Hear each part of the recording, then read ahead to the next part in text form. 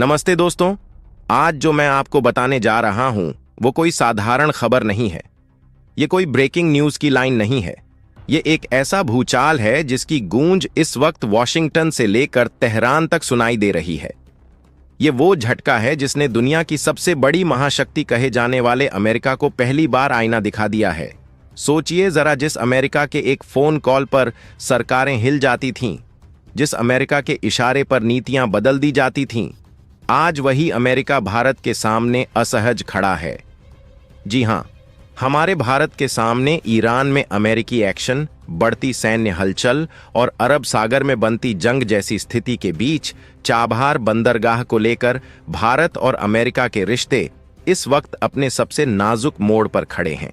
और इसी बीच भारत की तरफ से चाबहार को लेकर जो फैसला सामने आया है, उसने पूरी वैश्विक राजनीति की दिशा को झकझोर कर रख दिया है। यह फैसला इतना बड़ा है कि इसके सामने अमेरिका की सारी धमकियां, सारे टैरिफ और सारी सैन्य ताकत फिलहाल बौनी नजर आ रही है। क्या आप कल्पना कर सकते हैं कि इस वक्त व्हाइट हाउस के अंदर क्या चल रहा होगा? खबरें आ रही हैं कि अमेरिकी राष्ट्रपति डोनाल्ड ट्रंप ने आनन फानन में अपने सुरक्षा सलाहकारों, पेंटागन के शीर्ष अधिकारियों और नौसेना के कमांडरों को तलब कर लिया है।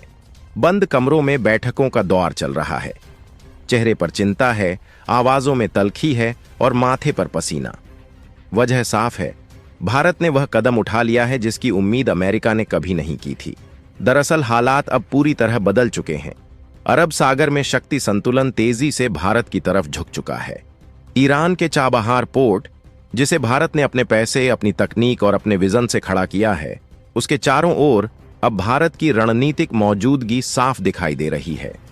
यह सिर्फ सुरक्षा नहीं है, यह एक संदेश है, एक सीधी चेतावनी कि चाबहार सिर्फ एक बंदरगाह नहीं है, यह भारत की रणनीतिक रीढ़ है।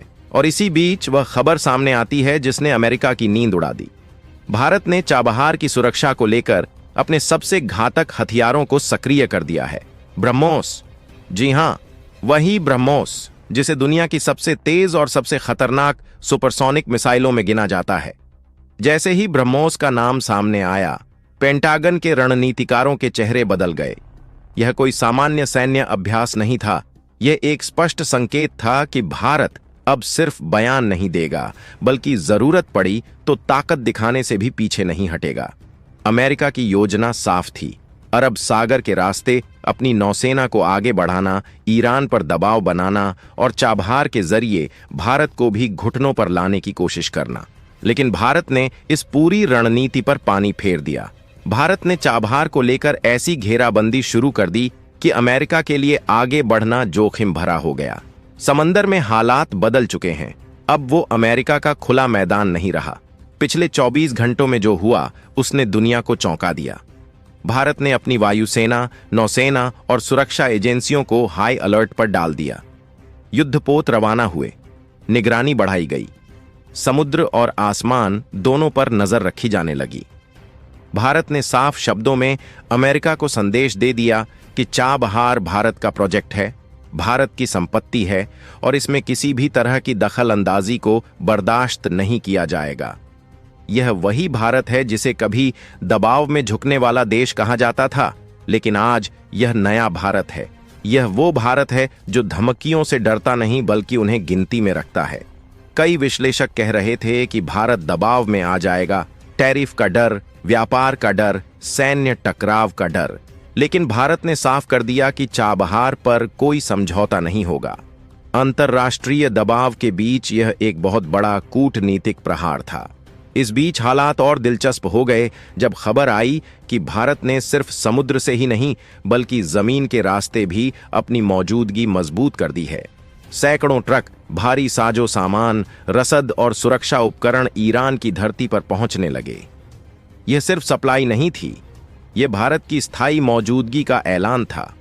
एक ऐसा ऐलान जो पत्थर की लकीर बन गया।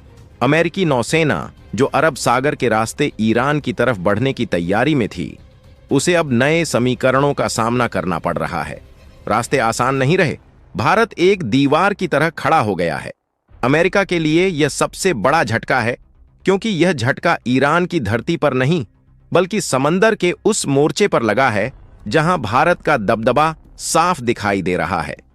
ईरान के अंदर हालात पहले से ही तनावपूर्ण हैं। विरोध प्रदर्शन, राजनीतिक उथल-पुथल और अंतर्राष्ट्रीय दबाव।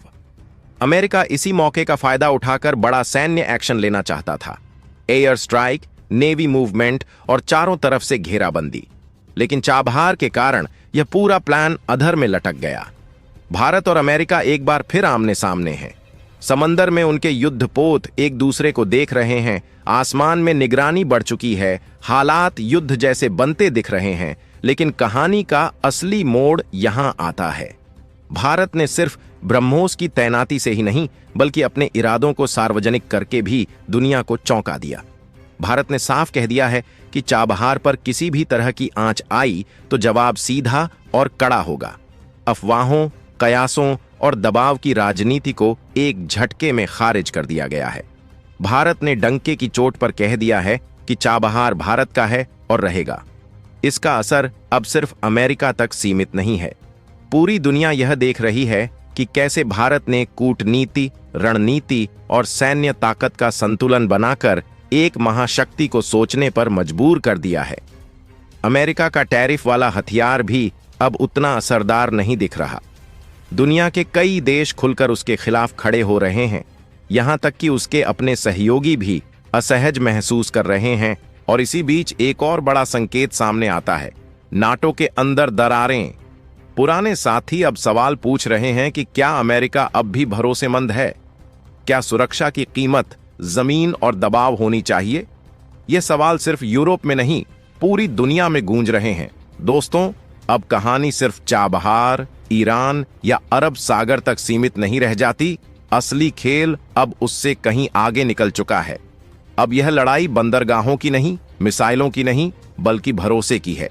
और यही वो मोर्चा है जहां अमेरिका सबसे ज्यादा कमजोर पड़ता हुआ नजर आ रहा है। क्योंकि दुनिया पहली बार खुली आंखों से यह देख रही है कि अमेरिका दोस्ती करता है या सौदा, सुरक्षा देता है या कीमत वसूलता है।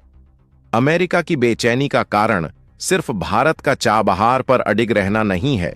इसके पीछे एक और बड़ा डर है। डर यह है कि भारत अब अकेला नहीं खड़ा है। भारत के पीछे खामोशी से लेकिन मजबूती से कई ताकतें खड़ी होती नजर आ रही हैं। यूरोप, जो दशकों से अमेरिका की छाया में जीता आया, आज पहली बार खुद से सवाल पूछ रहा है। और यही सवाल अमेरिका के लिए सबसे बड़ा खतरा बन चुका है। अब जरा दुनिया के नक्शे पर भारत से हटकर यूरोप की तरफ चलिए। बर्फ से ढका हुआ एक इलाका, ग्रीनलैंड। देखने में तो सिर्फ बर्फ, लेकिन हकीकत में भविष्य की राजनीति का सबसे बड़ा केंद्र। अमेरिका ने जो चाल यहां चली, उसने यूरोप की नींद उड़ा दी।